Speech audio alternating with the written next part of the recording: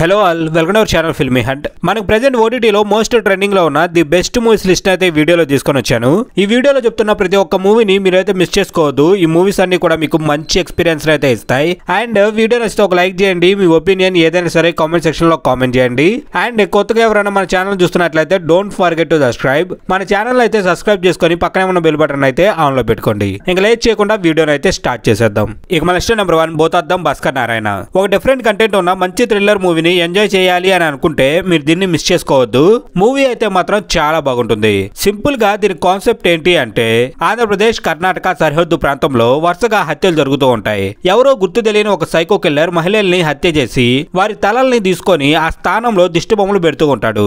ఈ ప్రాసెస్ లోనే ఒక క్లూ కూడా వదలకుండా హత్యలు చేసే ఓ సైకో కిల్లర్ కేసుని డిటెక్టివ్ భాస్కర్ నారాయణ ఎలా సాల్వ్ చేశాడు, అసలు సీరియల్ కిల్లర్ ఎవరు, ఫైనల్ గా మూవీ ఎలా ఎండ్ అయింది, ఆ హత్యల వెనుక ఉన్న మిస్టరీ ఏంటి అనేదే రిమైనింగ్ కాన్సెప్ట్. అక్కడక్కడ చిన్న చిన్న మిస్టేక్స్ తప్ప మూవీలో ఎక్కడ బోరింగ్ మూమెంట్స్ అనేవి ఉండవు. మీరు చూడడం మిస్ అయి ఉంటే ఒకసారి అయితే దీన్ని ట్రై చేయండి. ఇది ఆహాలో అవైలబుల్ గా ఉంది. ఇక మన లిస్ట్ నెంబర్ 2 అబ్రహాం వోజ్లర్. యాక్షన్ తో పాటు మంచి మర్డర్ మిస్టరీ మూవీని చూడాలి అనుకుంటే మీరు డెఫినెట్ గా అయితే దీన్ని ట్రై చేయండి.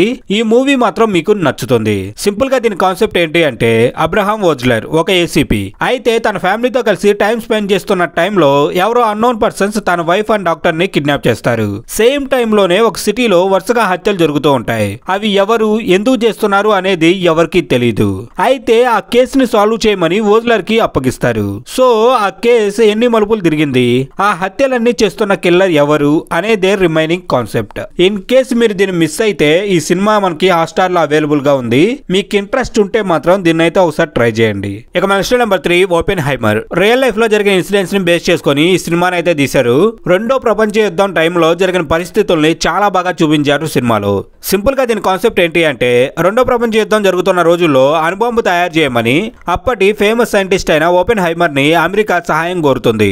సో దీనికోసం లాస్ ఆల్మస్ పేరుతో ఒక నగరాన్ని నిర్మించి కొంతమంది శాస్త్రవేత్తలతో కలిసి ప్రయోగాలు అయితే చేస్తారు.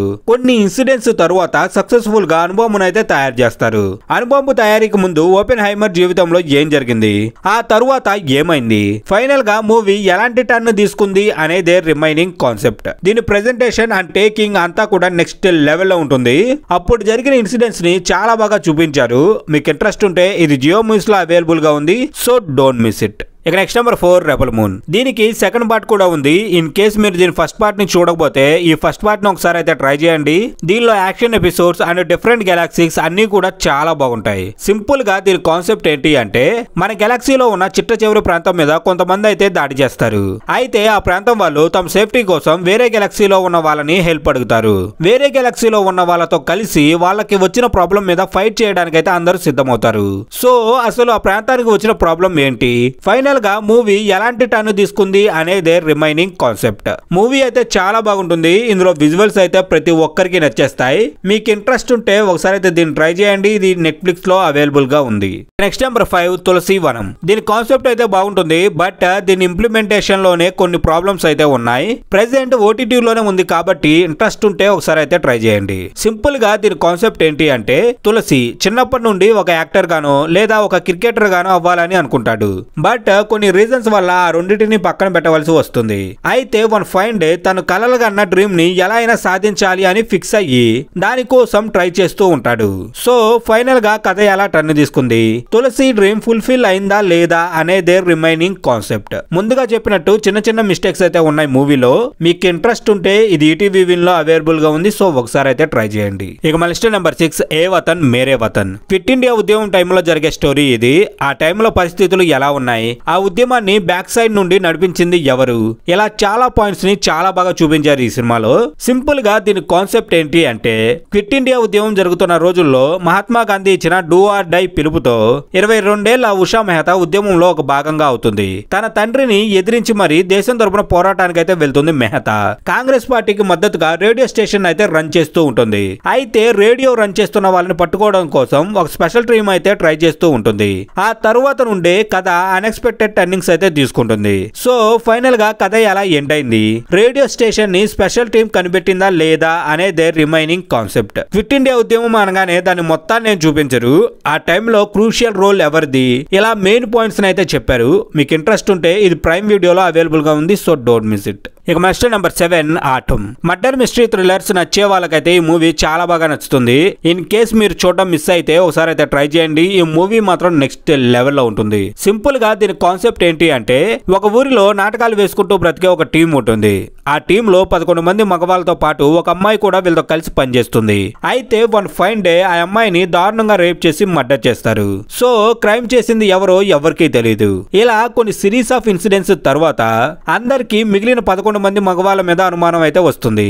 సో అక్కడ నుండి కథ మనం ఎక్స్పెక్ట్ చేసిన దానికంటే కూడా వేరుగా రన్ అవుతూ ఉంటుంది. సో ఫైనల్ గా ఏం జరిగింది అనేదే కాన్సెప్ట్. మిమ్మల్ని ఎక్కడా కూడా ఈ మూవీ డిసప్పాయింట్ అనేది చేయదు.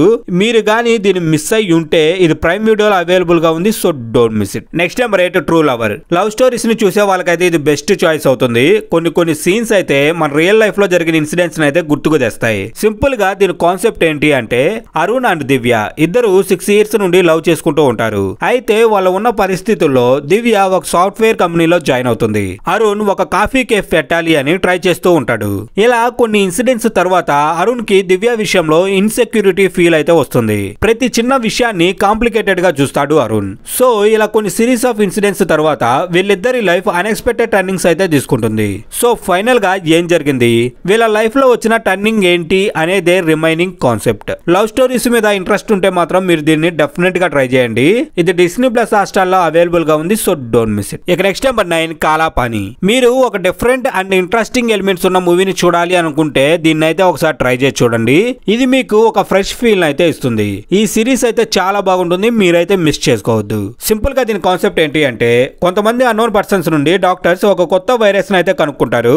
దాని ప్రభావం మిగతా వారి మీద కూడా ఉంటుంది అని, ఇది అంటువ్యాధిలా అందరికి వ్యాపిస్తుంది అని తెలిసి అసలు ఈ వైరస్ వీళ్ళకి ఎలా ఇన్ఫెక్ట్ అయిందో తెలుసుకోవాలి అని ఒక టీం అయితే రెడీ చేస్తారు. వీళ్ళు ఆ వైరస్ కోసం చేస్తున్న సర్చింగ్ లో ఎవరు ఎక్స్పెక్ట్ చేయని కొత్త మిస్టరీస్ అయితే బయటపడతాయి. అయితే ఆ మిస్టరీస్ ఏంటి, వాళ్ళు కనుక్కున్న వైరస్ వల్ల నష్టం ఏం జరుగుతుంది, ఫైనల్ గా సిరీస్ ఎలా టర్న్ తీసుకుంది అనేదే రిమైనింగ్ కాన్సెప్ట్. చాలా ఇంట్రెస్టింగ్ గా ఉంటుంది ఈ సిరీస్ అయితే. ఒకవైపు మిమ్మల్ని ఎంగేజ్ చేస్తూనే ఒక కొత్త కథని చూసామనే ఫీల్ అయితే ఇస్తుంది. ఇన్ కేసు మీరు ఇంట్రెస్ట్ ఉండి దీన్ని మిస్ చేసుకొని ఉంటే ఇదైతే నెట్ఫ్లిక్స్ లో అవైలబుల్ గా ఉంది, సో డోంట్ మిస్ ఇట్. ఇక్కడతో మన లిస్ట్ అయితే కంప్లీట్ అయింది. ఈ వీడియో మీకు నచ్చిందని అనుకుంటున్నాను. ఈ వీడియో నచ్చితే మాత్రం ఒక లైక్ చేయండి. మీ ఒపీనియన్ ఏదైనా సరే కామెంట్ సెక్షన్ లో కామెంట్ చేయండి. అండ్ కొత్తగా ఎవరైనా మన ఛానల్ చూస్తున్నట్లయితే డోంట్ ఫర్గెట్ టు సబ్స్క్రైబ్. మన ఛానల్ ని సబ్స్క్రైబ్ చేసుకొని పక్కన ఉన్న బెల్ బటన్ అయితే ఆన్ లో పెట్టుకోండి. అండ్ మీకులాగే ఎవరైనా మూవీ లవర్స్ ఉంటే వాళ్ళకి కొంచెం మన ఛానల్ అయితే సజెస్ట్ చేయండి, మాకు కొంచెం హెల్ప్ అవుతుంది. తిరిగి ఇలాంటి మంచి కంటెంట్ తో అయితే మీ ముందుకు వస్తాం.